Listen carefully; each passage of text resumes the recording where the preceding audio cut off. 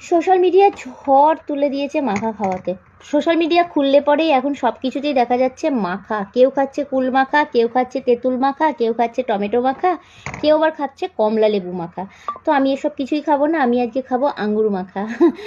এই আঙুরগুলো আমাদের রেশানে পেয়েছিল, আঙুরগুলো জম্মের টক, কেউ খাচ্ছে না, গড়াগড়ি খাচ্ছে। তাই এই আঙুরগুলোকে আমি তুলে নিয়ে এই যে দুভাগ করে কেটে নিয়েছি। কেটে এর মধ্যে কাসুন্দি আর খুব নুন নুন যে হজমোলাটা হয় না, সেই হজমোলাগুলোকে ভেঙে ভেঙে গুঁড়ো করে দিয়েছি। খেয়ে দেখি, ও কি স্বাদ! লোকে মাখা খেয়ে যে যতটা করে না, আর আমি ঝালটা কম খাই বলে কোনো ঝাল টাল দিইনি, কিন্তু ভালো লাগছে জানো তো।